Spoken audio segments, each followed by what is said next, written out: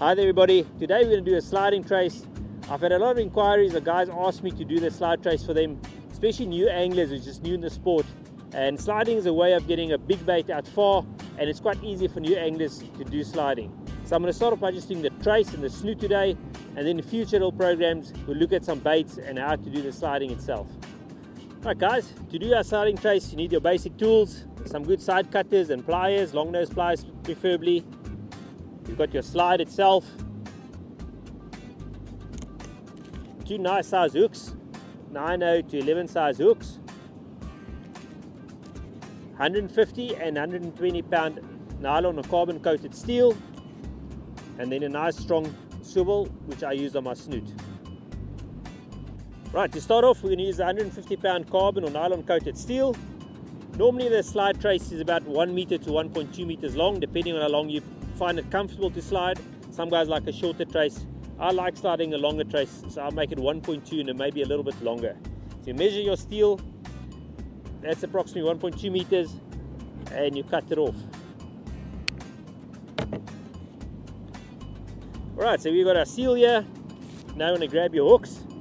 Your hooks, your size you choose according to the size bait you're going to use. So you're going to slide a big bait, you're going to use a bigger hook, and if you're going to use a smaller bait, you just scale down on the hook size. So you just work out according to the size bait you're going to slide. I'm using 2 owner 8/0s for this trace. It's a nice size hook for a medium size bait.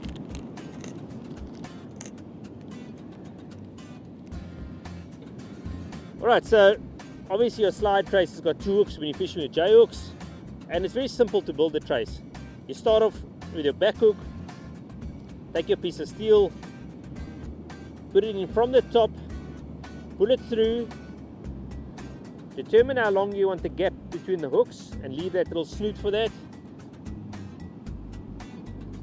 Tie the front hook on, you put it through the top, and then it's going to be a simple wrap around the shank of the hook and back through the eye. Let me show you how we do it. So it's 1, 2, 3, 4, 5. Hold everything with your fingers from the bottom through the eye, and then just pull everything tight. Right, and there we go. The hook's attached without a special little knot. Very simple, nice neat knot, and it's nice and secure on your trace line. Right, now we're going to put in our back hook. Basically you want this hook to face the opposite direction as your first hook. So if your first hook's showing up, you want your back hook to be showing down. So you can put one hook through the nose of the bait and the other through the belly section. So if the fish grabs from the top or the bottom, you've got a good chance of hooking your fish.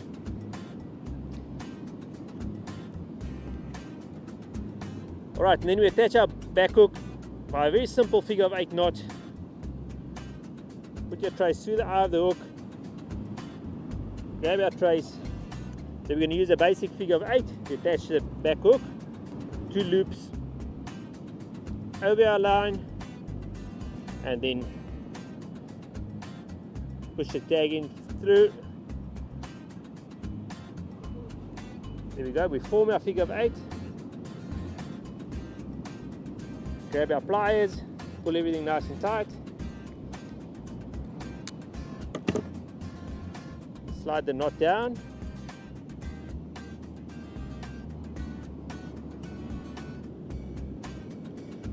Alright, after we've done our figure of 8, grab our steel, pull everything nice and tight. Knot's done, and then all we have to do is grab our pliers and cut off the tagging.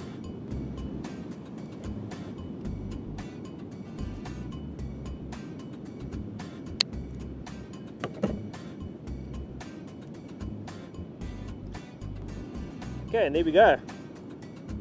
Our hooks are on our trace, and all that's left to do now is attach our slide to the other end of the trace line. Got our slide here. Same procedure, we attach it, also using a figure of 8 knot. Very simple. See our figure of 8. I like to do a double figure of 8, strong enough on the steel.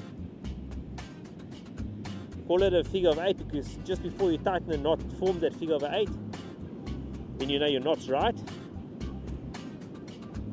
Grab your pliers, tighten the knot before we pull it against the eye of the slide.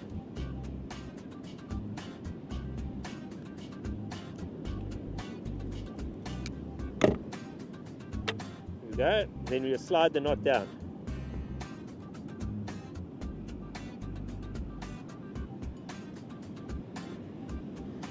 Grab your steel, your trace, and just pull it. And that's it, done. And all we have to do now is cut the tag end off.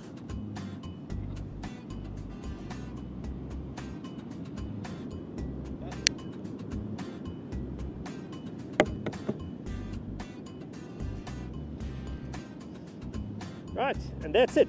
Very simple. We've got our slide trace here. Slide on the one end and our double J hooks now there.